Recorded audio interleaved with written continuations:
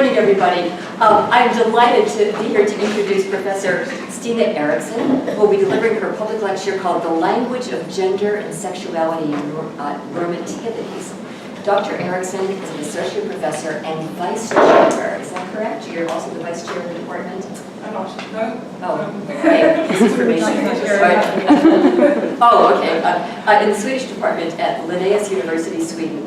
Dr. Ericsson is teaching and researching at OSU through the STINT Foundation, the Swedish Foundation for International Cooperation in Research and Higher Education, Stockholm, Sweden program. So we have two fellows with us this semester. We're very, very lucky to have both of them. Stina is currently teaching a graduate seminar, Queer Linguistics for Women's Gender and Sexuality Studies, and I've heard really good things about that seminar.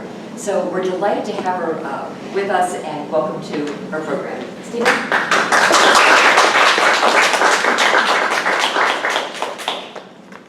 Thank you, Linda.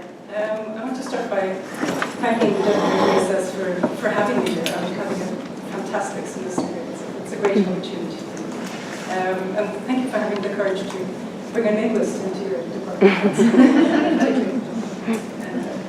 I'm particularly happy about that.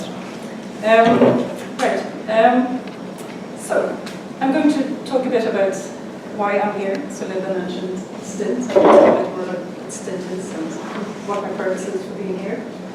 I'm going to talk a bit about my home institution, so where I'm from. And then I'm going to go into the talk proper. And I'm going to, in some sense, it's going to be a meta talk, in that I'm going to talk about how we study language. What is language? How can we use these things to study language? What is the point of studying language? So, starting off with STINT, as Linda said, it's the Swedish Foundation for International Cooperation and Research in Higher Education. And I'm here as part of STINT's teaching sabbatical program. So they have a few different programs for teaching and research.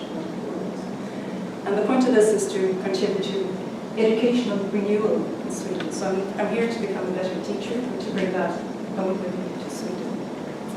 And it's for the creation of new networks as well. And it's meant to develop both individuals and institutions. So a big part of this is what I can bring home to my colleagues and my home institution. And STINT awards about 10 such scholarships a year. And I have two of us here at this department. And participating universities are various universities and colleges in the US and also in Asia, and Singapore, Hong Kong, and Japan. And I think there are 8 of us in the US this year. We had a mid-semester meeting here at Ohio State last week. All the different STINT scholars from the US coming here, and we compared our experiences.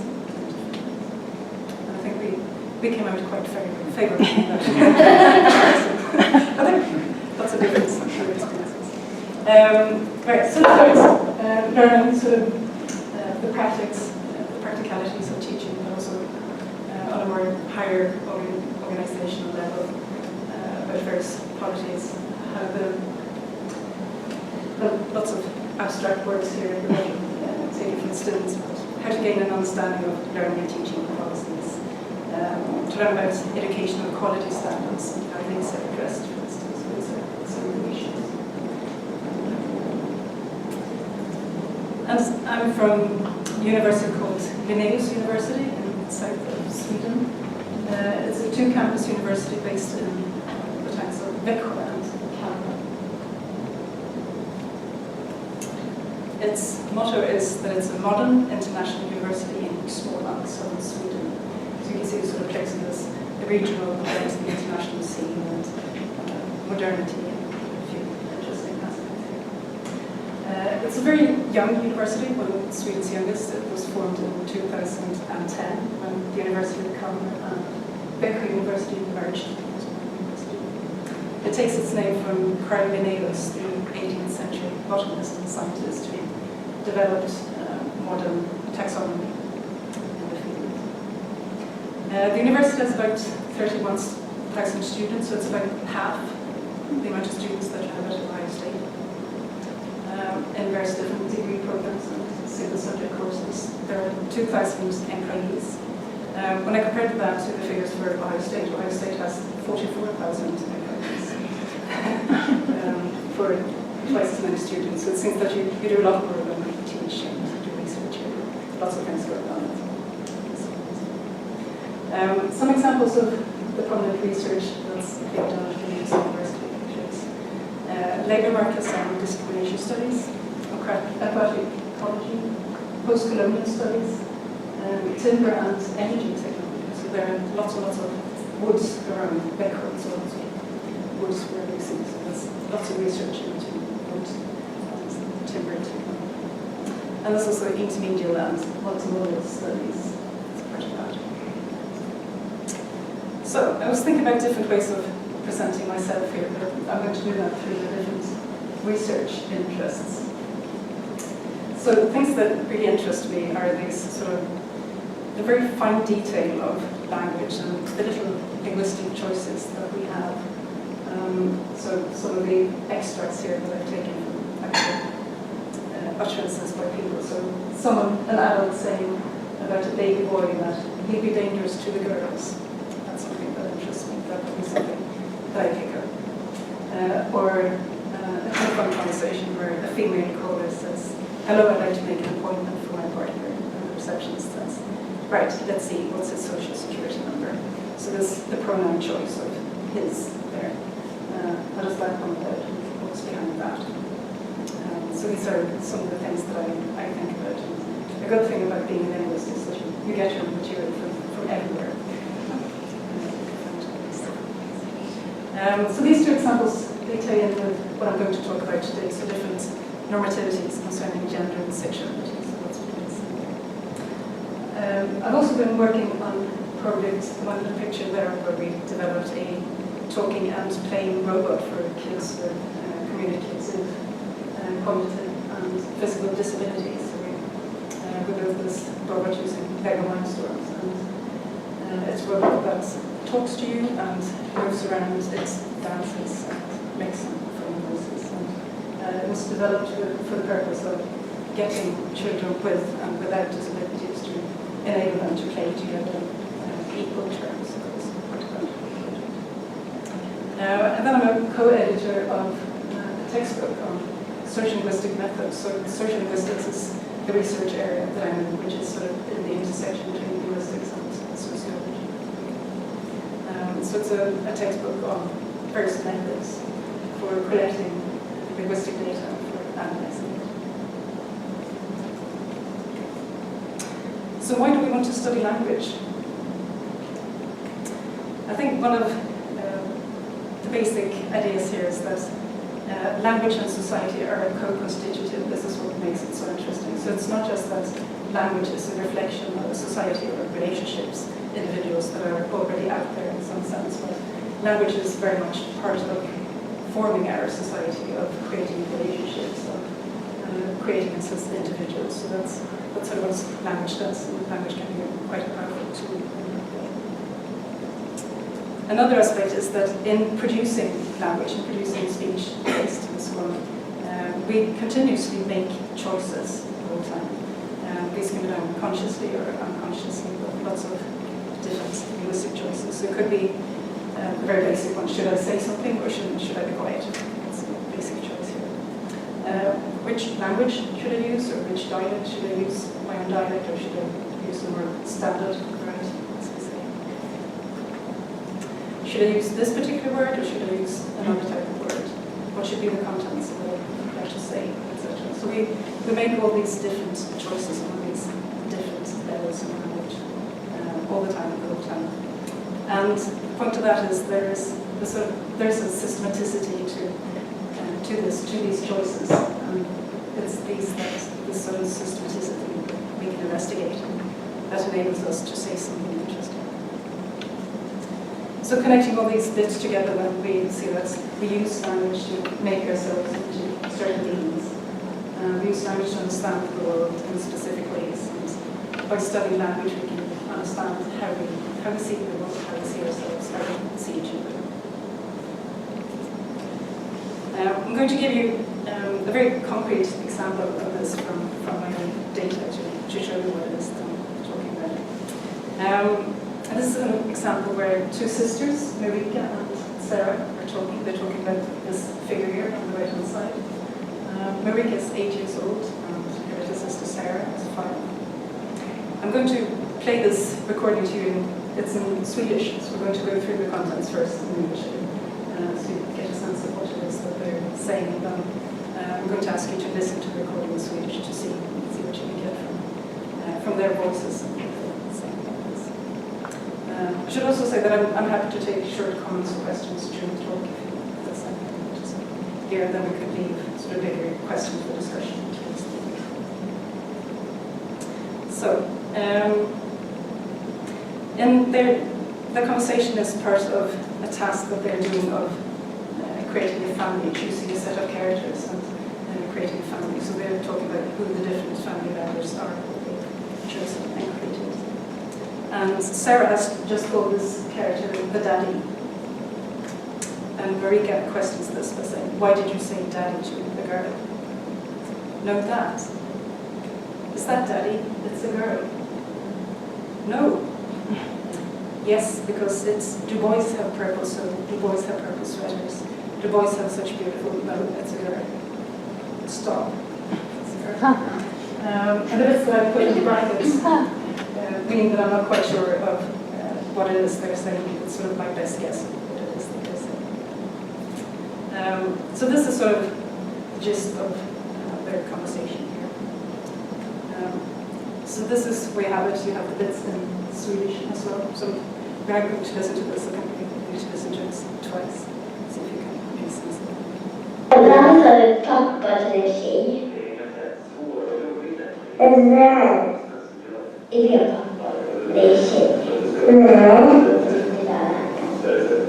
Han killar lilla för man killar lilla för han killar. Han vill. Det är tjej. Sluta. Okay, so we're able to follow slightly what they were saying. You could listen to their sort of intonation and there's some pauses in there and what's going on. I'll play it once more. Ibland har pappa till en tjej. En vän. Är det pappa? Det är tjej. Nej. Han killar lilla för man killar lilla för han killar. Han vill. Det är tjej. Sluta. So does anyone want to volunteer an observation? This is a very common method in linguistics, the type of linguistics that I do. We have sort of data sessions. Then we sit down and listen to extracts like this, and we have the transcriptions. And then we do a round, and everyone has to say observation. Could be anything, something substantial.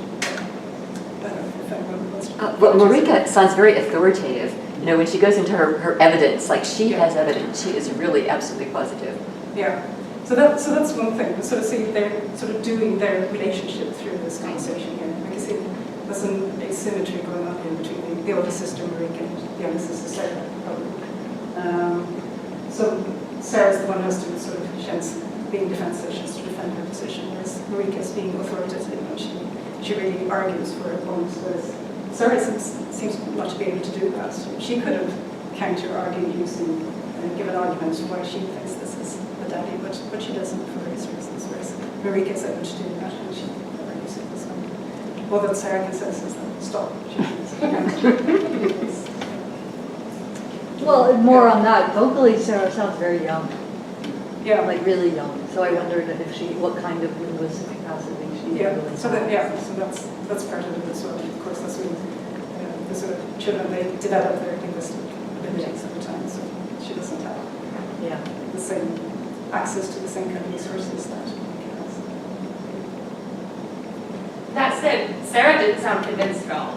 She was like, yeah, I hear all your evidence and I'm not interested in it. Yeah. Which I enjoyed.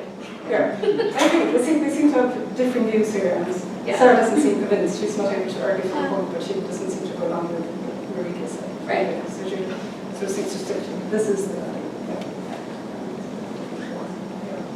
and we can also see sort of that that gender is something that comes up here, and gender assignments and gender presentation, and just what is this character here?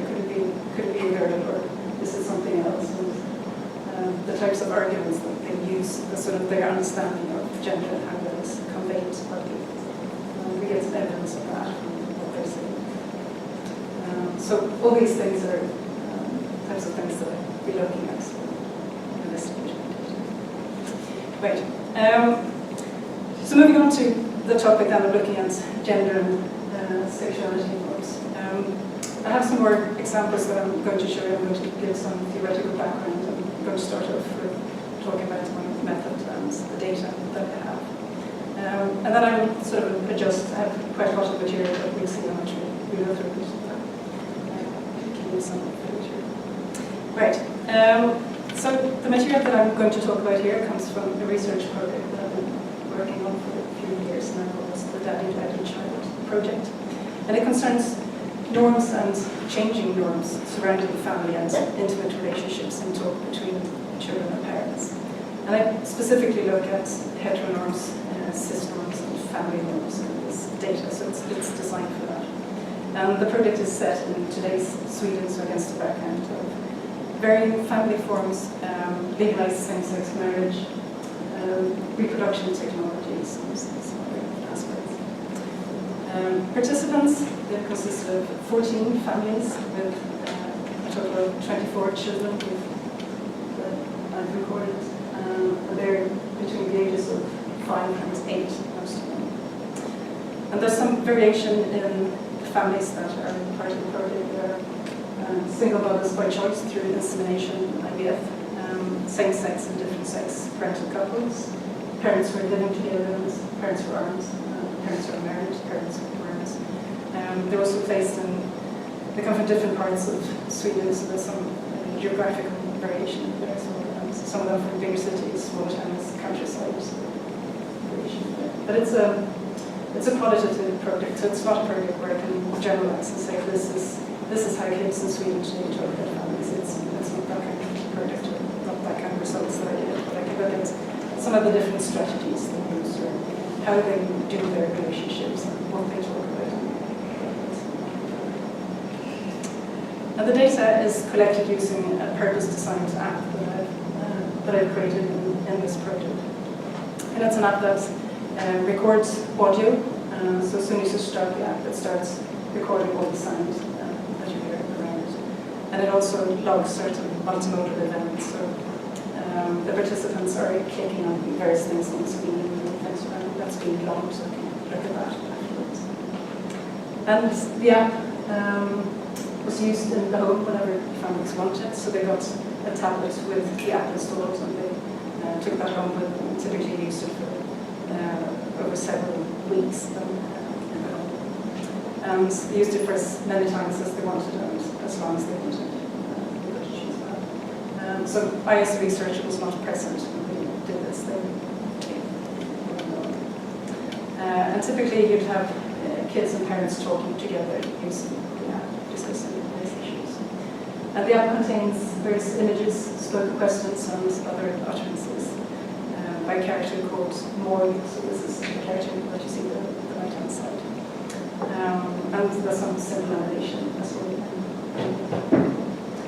So I used a professional graphics artist for doing the actual drawings for the app, based on my specifications. And Moi is a made-up name. I wanted something made up, something that wasn't gender-specific, so you could do whatever they wanted with this character. And this is the app, the tablet with the app. So you click on this icon here and you start the app. And thereby you start the recording. And when you start the app, you enter, this is the first page that you get. So it's Moi who greets you. So, hello, my name is Moi, what's your name? Typically they tell you their names. It's going to be fun to talk to you, Moi says there. So you can click on these speech bubbles. And then you navigate using the arrows with the swap. So moving on from there, you get to the main page, which consists of a few different activities to choose from. So the first one, the top left-hand corner, is Moi's family. So here Moi says that, give me a family, choose from the pictures on the next page. And then you get to this page here, you get, I don't know if you can towards the back if you're able to see some of these, but you have this set of lots of different characters. And you choose the family for more by sort of selecting and sort of drag and dropping those down on the line next to them.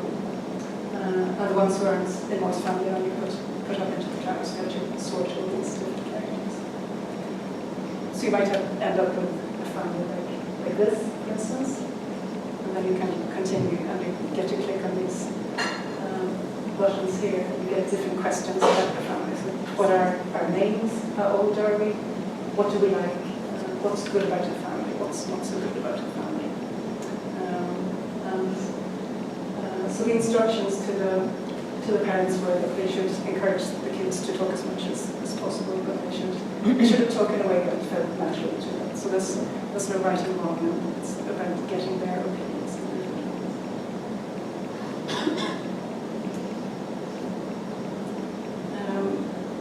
The middle one, in the top row, is about telling a story to a set of pictures. So here Moy says that here's the family, tell a story about what happens one day when they're having breakfast. Here.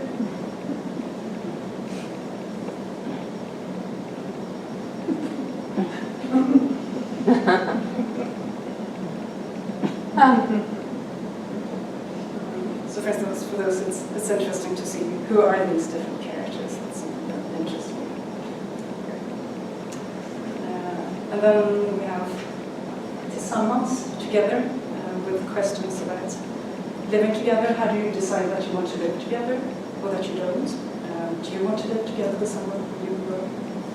Questions about marriages and weddings. What happens when you get married? How many people can you be married to at the same time? Do you have to get married? And each time you click on one of the questions, these characters move around, so you get different combinations for this. And you can also move them around by yourself. So some kids put the flower people should be together. They're obviously the ones that go to flowers, that's the category there. So, but there are lots of different categorizations. And being in love, so questions about what you do when you're in love, how many people can you be in love with at the same time. Have you been in love with someone? And these are presented as John and Alex, and the questions about whether they're in love and how they feel. And the final set of questions then concerns the kid's own family. So who are the people in your family? Do you have more than one family? And the final question, what is the family? Which is quite an interesting question. So right now, our students here in the department are using this app for their own data collection. So I brought an English language version of it with me here for the semester. So they're at their right now. So they're sort of interpreting this in their own way and using it for their own interests. But it's going to be really interesting to see what it is that they come up with from their recordings. One of them said he gave it to his friends and his adult friends, and they came back with a comment.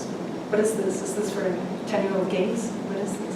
Yeah, so we'll see.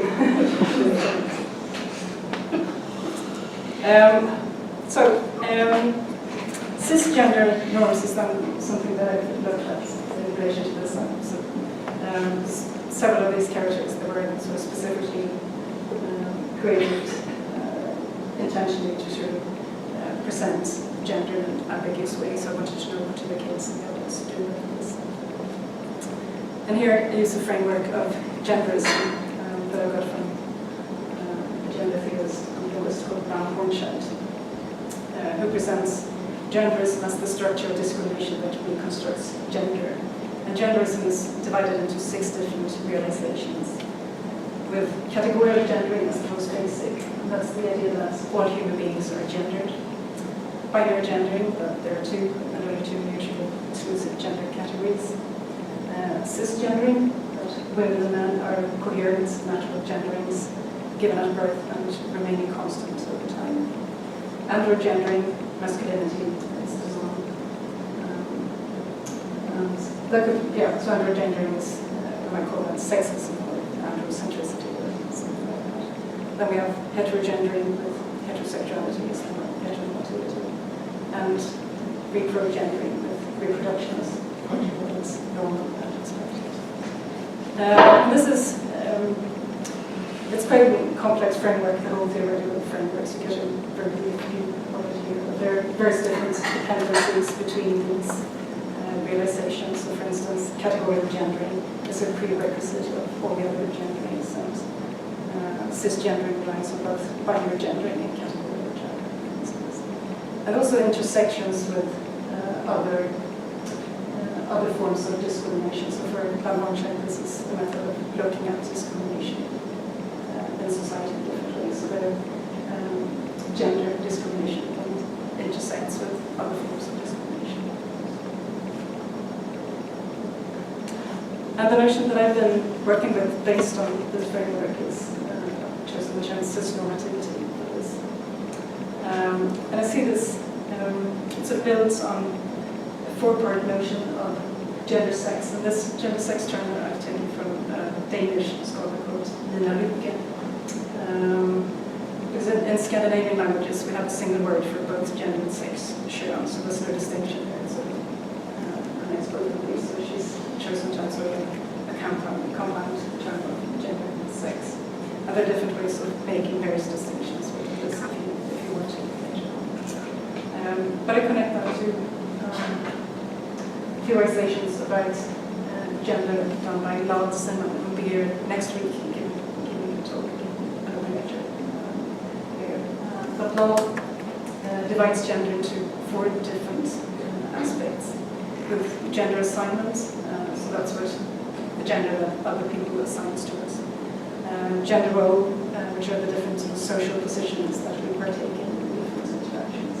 Gender identity and gender presentation. Gender presentation being, for instance, clothing, hairstyle, bodily posture, gait, and these things, how we present our gender. So the framework that I'm using here for cisnormativity, I see gender, sex as divided into these four different aspects: then assignment, role, identity, and presentation.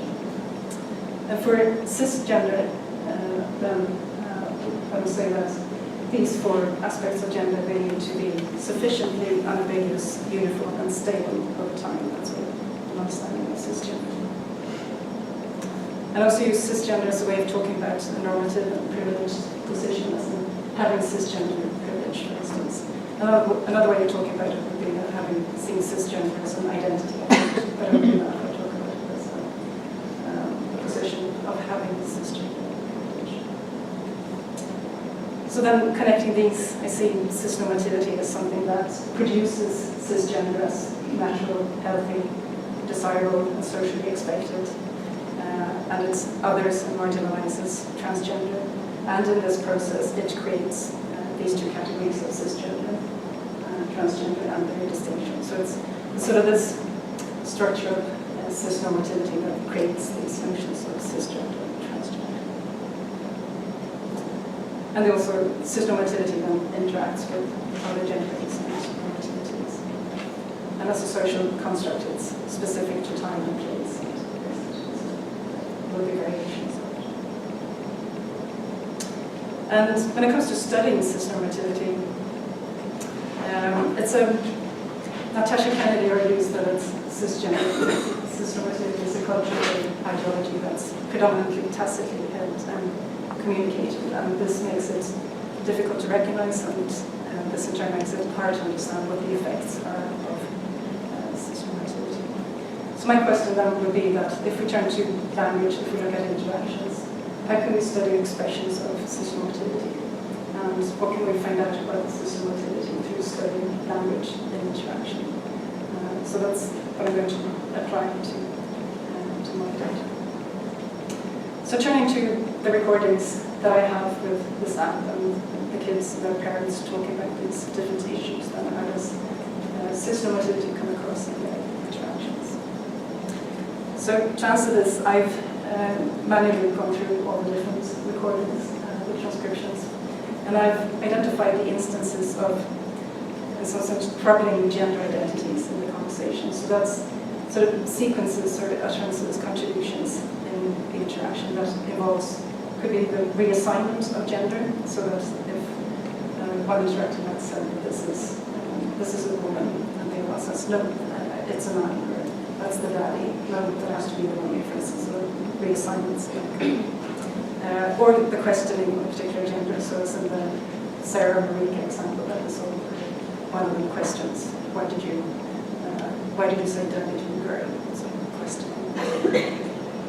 There are some other examples where the assignment of a particular gender is some interaction and being highlighted. So it's just that I've ignored cases where gender is just being assigned, but where it's somehow being highlighted and they're doing something more with the interaction.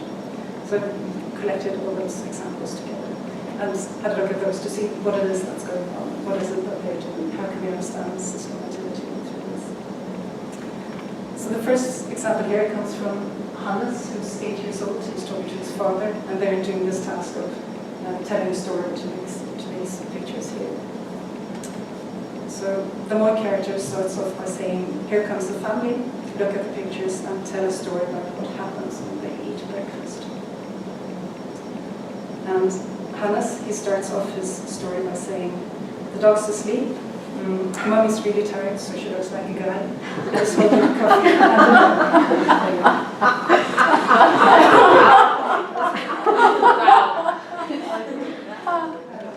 And his father starts laughing, so he's outside there after the tokens here.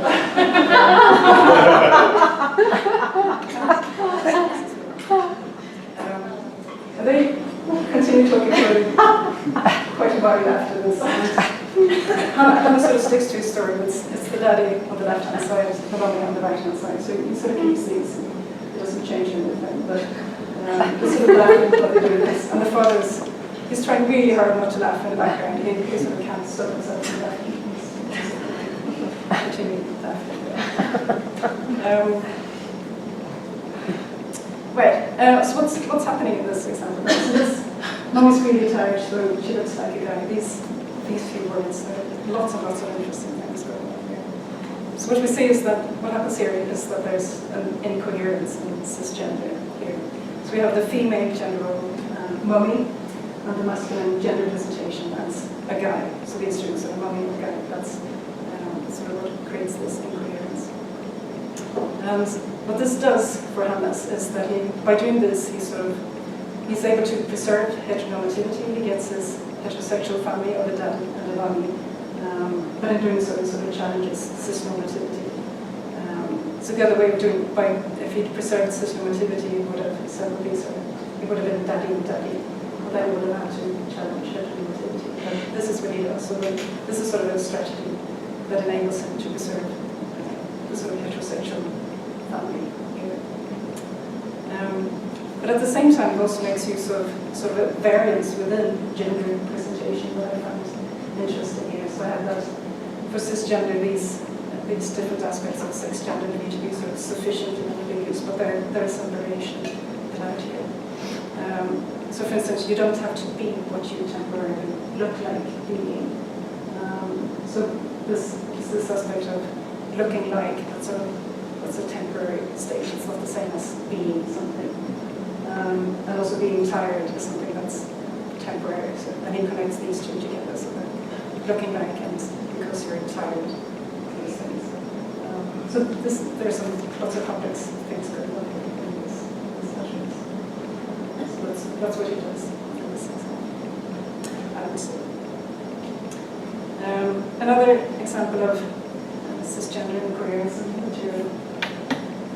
So this is a mother and Matilda, who are again doing the task of creating a family for Moi. And they're going through the different characters that they've chosen. Matilda says that, okay, so this is the grandma, this is the little sister, for instance. And Matilda's mother asks about the next character, which is this character here on the right-hand side. And then Matilda says, that's the daddy. And mother says, daddy with boobs. In a deadpan voice, so she says that's daddy with boobs. There's a slight pause, presumably by why Matilda's thinking of looking at some images.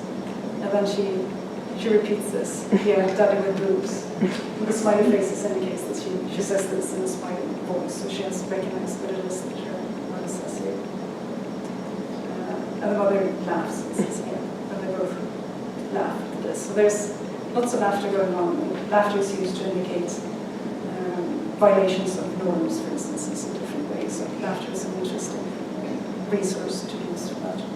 But as in the example with Hannes, they continue talking about this as the daddy. They don't change anything.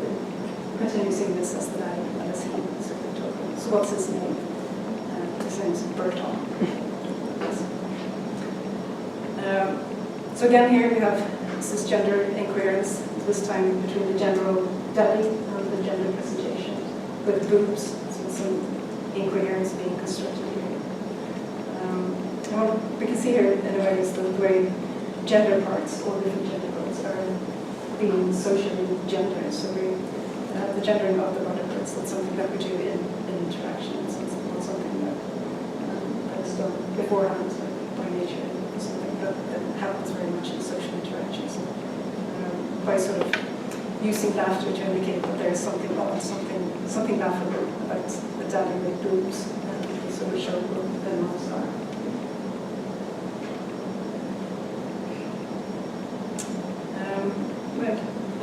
So I'm going to. So these are some of the examples that are used for looking at cis-normativity in this type of material. And there are lots of images and things that go around with it. What fascinates me about this is then looking at these sort of very fine details in these interactions. This is what I love doing. We can look at these fantastic examples to see how it works in interaction. So something that I'm working on right now is looking at different family norms. Different norms for families are being created in this material. So this is a bit more tentative work, and I'll be happy to have your comments on the examples that I have towards the end. But I'm going to present what it is that I'm trying to do and examples that I use here. So some background for this is the notion of family display, or displaying family, that I've taken from sociology. Is this something that you're familiar with, this concept here? So it's the sociologist Janet Finch who introduced the notion of displaying family almost 10 years ago now. Taking a notion of doing family from Morgan, coined this first one, so that the early materials from sociologists that contemporary families, they're defined more by doing family things than by being a family. And this, looking at the analysis, that this sort of shifts analysis away from structure to activities. So what it is the families do, that's what creates a family. And Janet Finch then adds to this that families, they need to be displayed as well as done. It's not just that they're being done, but they need to be displayed to be understood as something that is being done. So it's an extra layer added to this. And family displays then sort of emphasizes the fundamentally social nature of family practices, where the meaning of one's actions has to be both conveyed to and understood by relevant others if those actions are to be defined as effective, to be effective as constituting family practices. So for me to be doing family, I have to be seen to be doing family.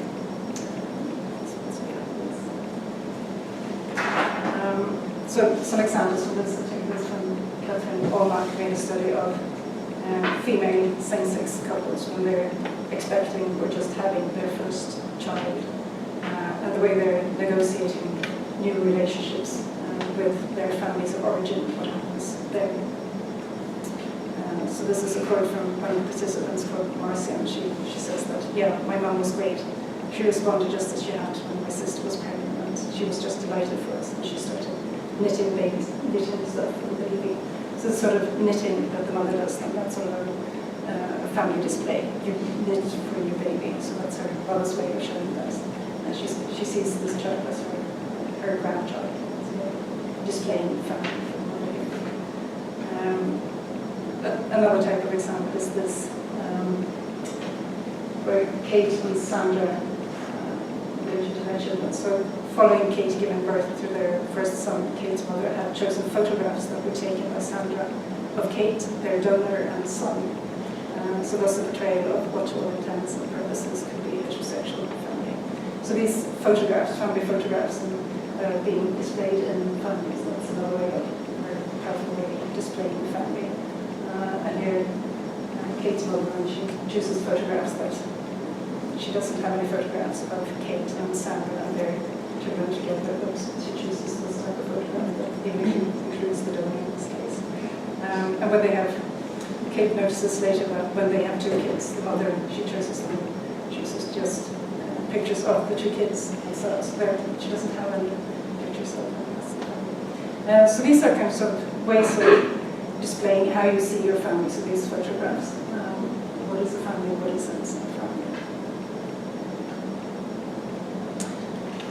family? So I'm using this notion that I'm interested to see how do they use various linguistic means in the data, how do they display their own families in this setting. So for instance, the question of who are the people in your family? How do the kids and the pianos in my material, how do they respond to that? Because they're sort of displaying their family. I'm also here interested in the concept from Jenny Gunnison Payne, sort of like kinship grammars, where she uses a grammar as a system of classification. And kinship grammars they themselves tell us not necessarily anything about how things really are, but they tell us what counts as kinship in different ways. And it provides the rules for who counts as kin. And an interesting thing here is that a certain grammar can constitute the norm. So there may be different kinship grammars around, but one of them may be more normative than others. And Gunnison Payne makes a distinction between different biological and non-biological kinship grammars. So there are different ways of looking at this that I'm interested in my data. And what is the family? How does the family look like? How is the family being displayed? So connecting then to my data, I'll be looking at who is part of the family, and both the parents and the kids in the data are saying, who are they included in the family? How is the family being presented? How is it being displayed? And just what linguistic form does the family presentation take? This can then say something about the different norms for different families in different settings. So an interesting aspect about my data then is that these displays, they're potentially being done in 2 different settings in the data. So on the one hand, they're doing it in the interaction between the child and their parents, so it's one social relationship where these displays are relevant and interesting. And the other relationship then is kind of sort of the outsider, me as a researcher, or the app, someone listening to this. So that's also a display being done. So there are 2 aspects here that could be relevant for this. So I'm going to show you some examples here towards the end. This is the last thing we're going to have a look at, these examples that I've started looking at family displays and grammars of kinship in different ways. So here it's Moy is asking the question, who are the people in your family? So we're looking at collecting the different answers to this question that I gave to Eva, she says, Sonia, Mummy, and me. And her mummy answers, yeah. Edgar, he says, Mummy, Mummy, and my little sister. Someone's whispering in the background, and little brother.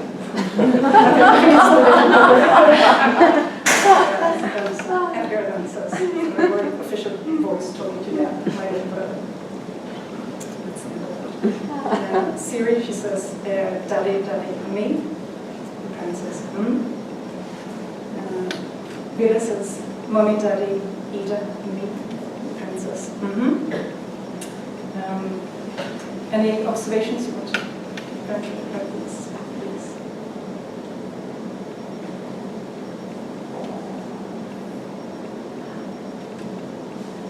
Anything at all that sort of interesting? John? In every case, one of the parents either confirms or denies, but there's never just silence. Right, yeah.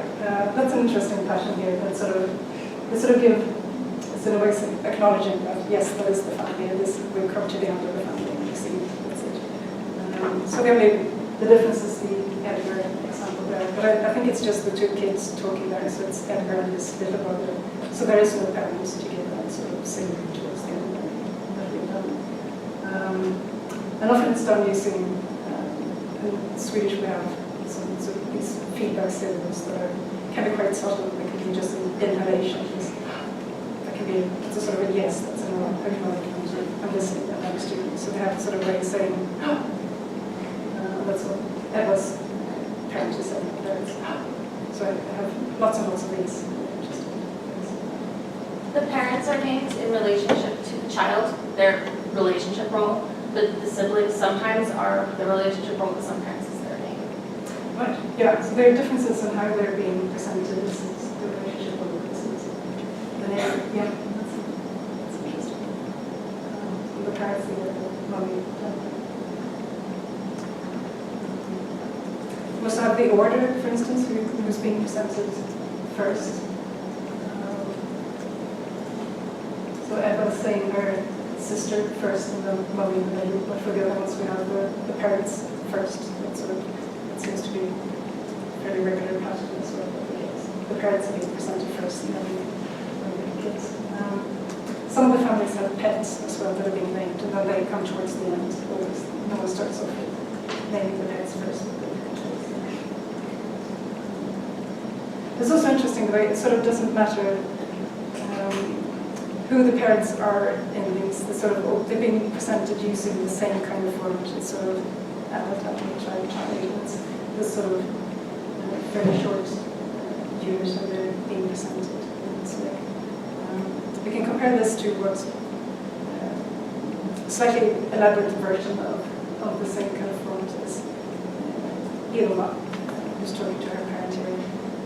So she says, Mommy, who's called Lena, is there anyone else in your family? And Daddy, who's called Martin, is that all? No, and Big Brother, who's called Ludwig. That's right. So this is sort of, in a sense, is just the elaborate version of the shorthand versions that we had on the previous page.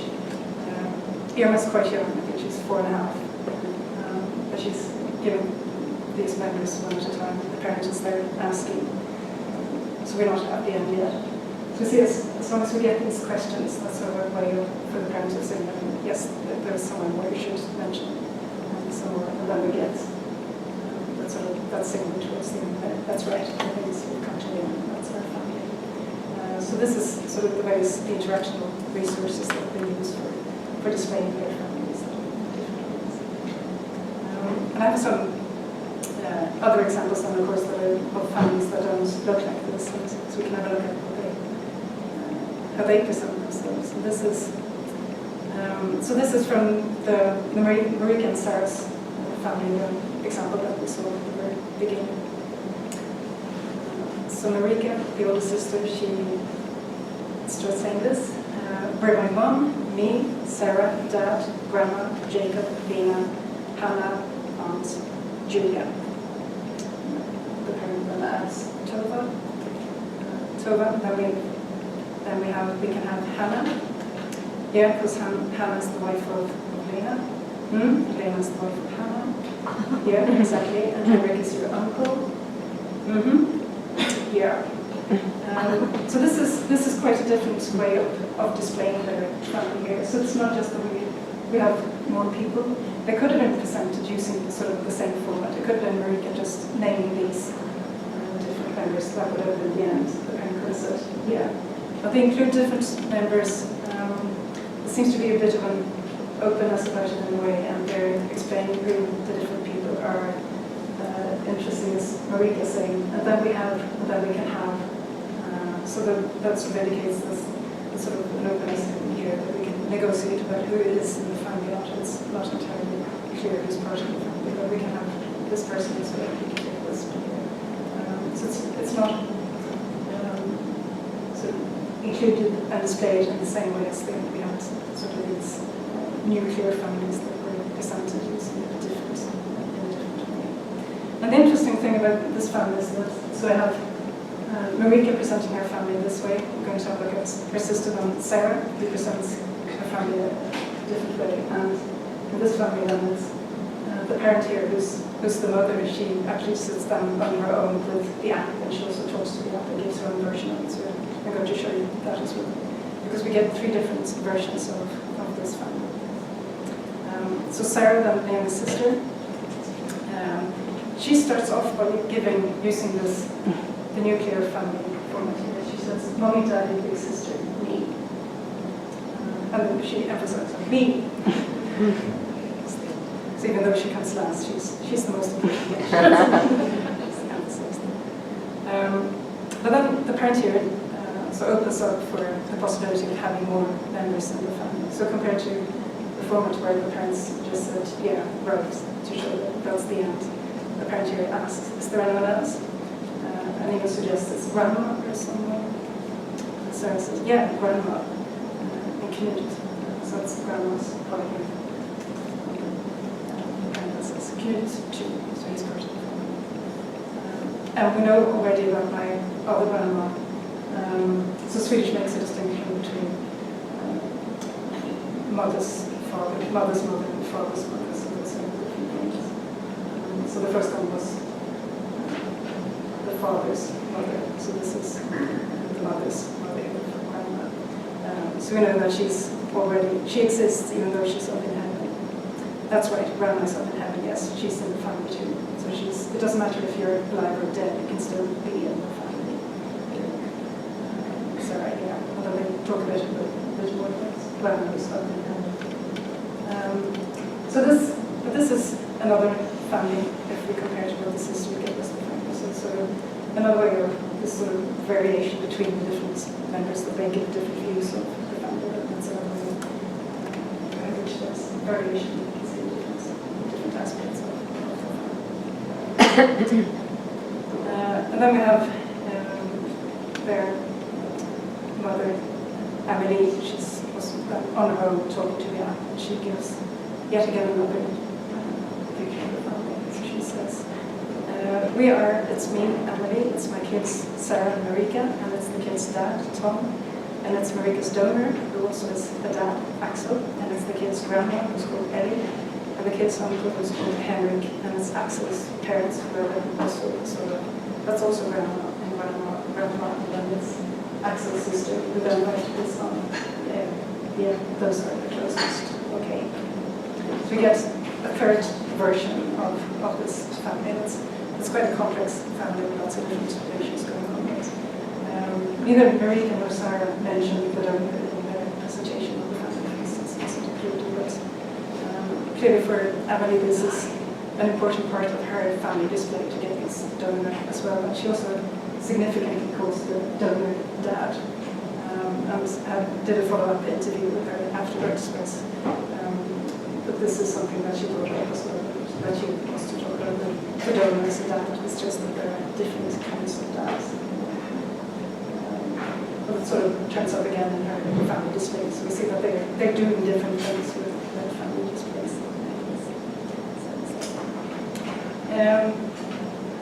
Right, that's the end of what I have.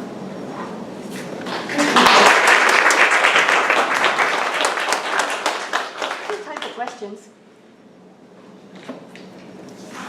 Were all of your participants people who spoke Swedish as a first language? There's one family who has English, German, and Swedish. They have three languages. They did it in English, the other was Swedish.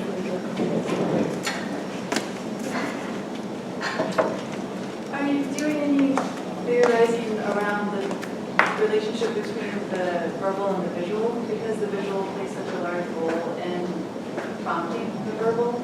I was thinking in particular about that with the gender ambiguity, it seemed that the major thing there was color, and that children in particular understand gender through color. And that was the sort of meta grip, the sort of meta category to putting people in categories. So is that part of your research?